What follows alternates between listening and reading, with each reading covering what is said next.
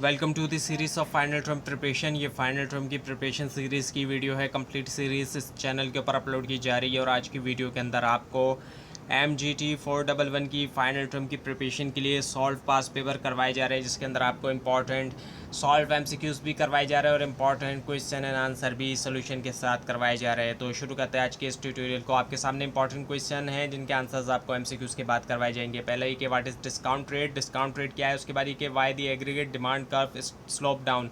Aggregate demand curve का आप अगर स्लोप देखते हैं तो वो नीचे की तरफ होता है, तो ऐसा क्यों होता है। उसके बाद ये कि what is the source of trading risk, credit risk and liquidity risk.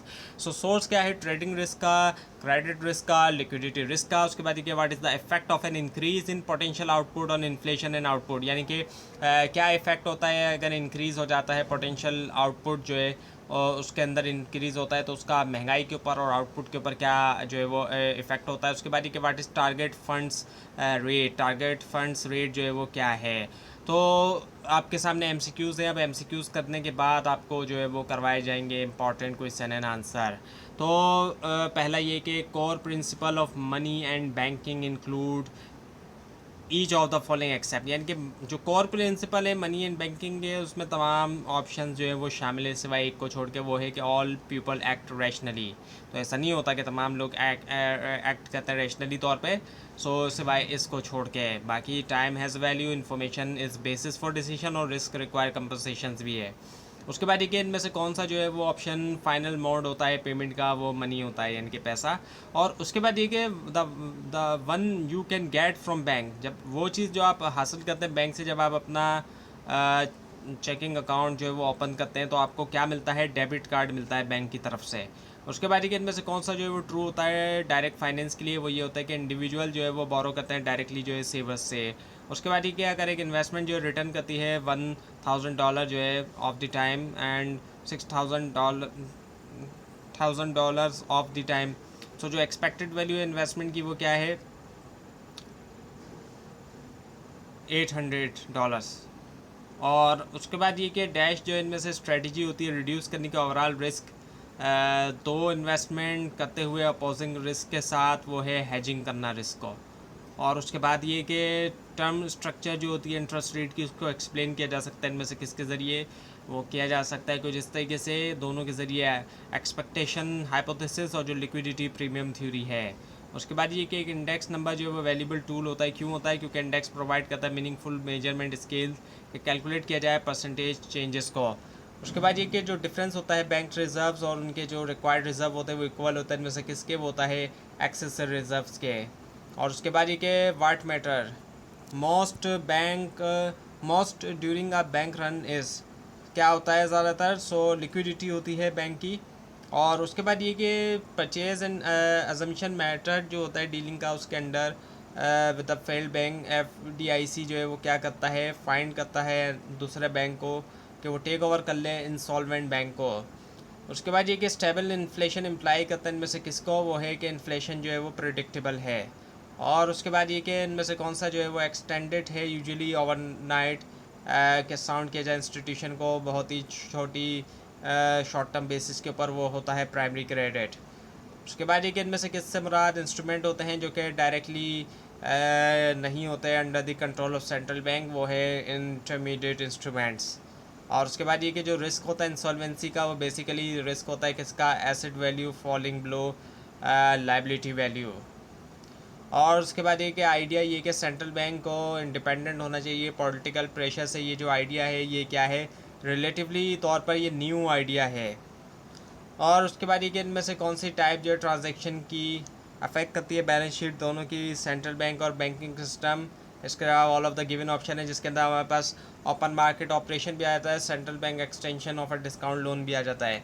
उसके बाद ये कि करंट टू डिपॉजिट रेशियो एक फैक्टर होता है जो कि अफेक्ट करता है क्वांटिटी जो है मनी की। अब ये फैक्टर जो है कंट्रोल होता है इनमें से किसके ज़रिए, वो है none bank public.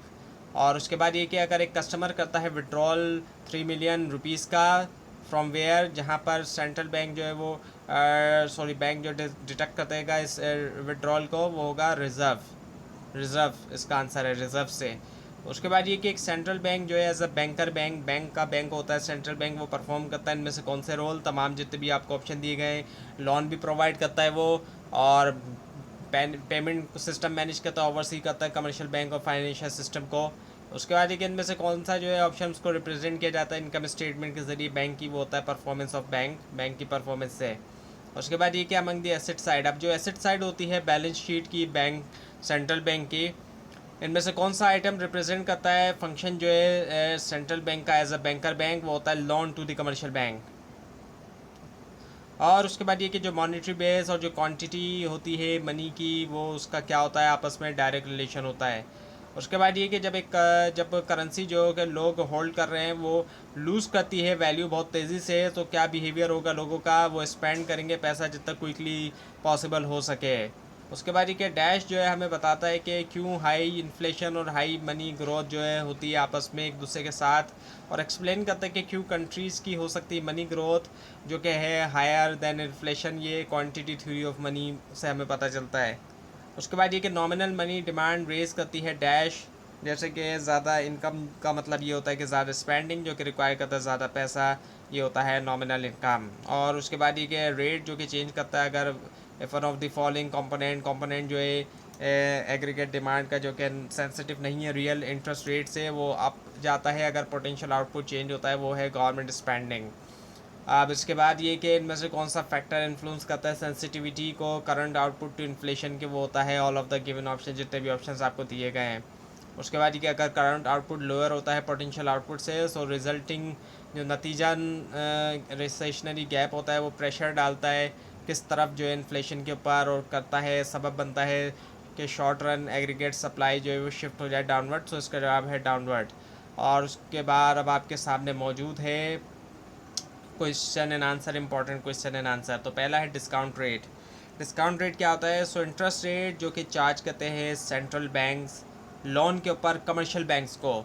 Central bank ज़ाहिर बात है वो होते हैं जो पब्लिक को प्रोवाइड करते हैं सर्विसेज, जबकि कमर्शियल बैंक प्रोवाइड करते हैं सर्विसेज पब्लिक को, जबकि सेंट्रल बैंक ज़ाहिर बात है किसी भी कंट्री का एक ही बैंक होता है, तो ये बैंक्स के लिए भी बैंक का काम करता है। तो इंटरेस्ट रेट जो चार्ज करता है सेंट्रल बैंक उस लोन के ऊपर जो कमर्शियल बैंक को मिलता है।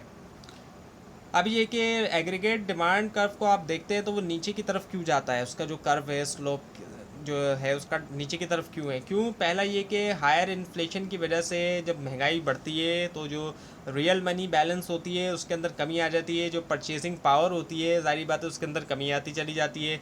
दूसरा ये कि हायर इन्फ्लेशन जो इंड्यूस करती है पॉलिसी मेकर को कि वो रेज़ करें रियल इंटरेस्ट रेट, यानी कि जो ज़्यादा इन्फ्लेशन से महंगाई से ये होगा कि पॉलिसी मेकर क्या करेंगे, उसकी वजह से रेस करेंगे जो रियल इंटरेस्ट रेट होता है उसमें इजाफा करेंगे, एंड डिप्रेसिंग करते हुए बहुत से जो कंपोनेंट है एग्रीगेट डिमांड के उसको। उसके बाद ये कि what is the source of trading risk, credit risk and liquidity risk. अब इन तीनों तरह के रिस्क के क्या क्या सोर्स है। अगर लिक्विडिटी रिस्क की बात करें तो ये रिस्क होता है सडन डिमांड का, सडन डिमांड फॉर फंड्स के लिए अचानक से डिमांड आ जाती है, और ये आ सकती है दोनों साइड से बैंक की बैलेंस शीट के। और ट्रेडिंग रिस्क की अगर हम बात करते हैं तो आज के दौर में बैंक जो है वो हायर करते हैं ट्रेडर को कि एक्टिवली वो बाय करें और सेल करें सिक्योरिटीज़, लोन्स और डेरिवेटिव यूज़ करते हुए एक पोर्शन जो है बैंक के कैपिटल का, इस होप में कि किया जाए एडिशनल प्रॉफिट, जबकि ट्रेडिंग करना ऐसे इंस्ट्रूमेंट का रिस्की होता है। सो मैनेज करना ट्रेडिंग रिस्क ये भी एक मेजर कंसर्न है आज के बैंक के लिए, और बैंक रिस्क मैनेजर जो होते हैं ये रखते हैं लिमिट उस अमाउंट के ऊपर रिस्क की जो कि इंडिविजुअल ट्रेडर्स को अलाउ होता है कि अज्यूम करें, और बैंक को ये भी ज़रूरत होती है कि वो होल्ड करें ज़्यादा कैपिटल अगर जो है वो ज़्यादा रिस्क होता है उनके पोर्टफोलियो के अंदर। अब अगर हम बात करते हैं क्रेडिट रिस्क की, सो ये वो रिस्क होता है जो कि लोन जो है वो उनको रीपेड नहीं किया जाएगा, और इसको सिर्फ मैनेज किया जा सकता है डाइवर्सिफिकेशन के ज़रिए और क्रेडिट रिस्क एनालिसिस के ज़रिए। अब जो अगला क्वेश्चन है वो ये कि व्हाट इज़ द इफ़ेक्ट क्या है in of an increase in potential output on inflation and output. जो इंक्रीज़ होता है पोटेंशियल आउटपुट के अंदर उसका क्या इफ़ेक्ट होता है इन्फ्लेशन के ऊपर, महंगाई के ऊपर भी और आउटपुट के ऊपर भी। जो इंक्रीज़ होता है पोटेंशियल आउटपुट के अंदर वो शिफ्ट कर देता है long run average supply curve को राइट की तरफ, सीधी तरफ कर देता है, और in the short run current output तो क्या रहता है वो तो अनचेंज रहता है, उसमें कोई चेंज नहीं आता।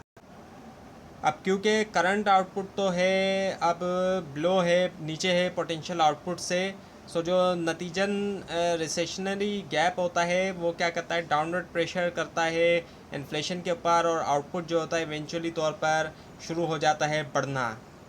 उसके बाद ये कि what is target funds rate. Target fund rate क्या है? सो जो टारगेट फेडरल फंड रेट होता है ये सेंट्रल बैंक की प्राइमरी पॉलिसी इंस्ट्रूमेंट है, और ये रेट होता है जो कि चार्ज किया जाता है ओवरनाइट लॉन्स के ऊपर बैंक्स के दरमियान। तो ये थी आज की वीडियो। आपको इस बारे में कोई क्वेश्चन है, खासतौर पर इसमें कोई मिस्टेक दिखाई दे, ज़रूर हाईलाइट कीजिए। और इस पूरी सीरीज़ को देखने के लिए और फाइनल टर्म एग्जाम्स की प्रिपरेशन के लिए इस चैनल को सब्सक्राइब कीजिए, बेल आइकन के ऊपर क्लिक कीजिए। Thanks for watching this video and best of luck for your exams.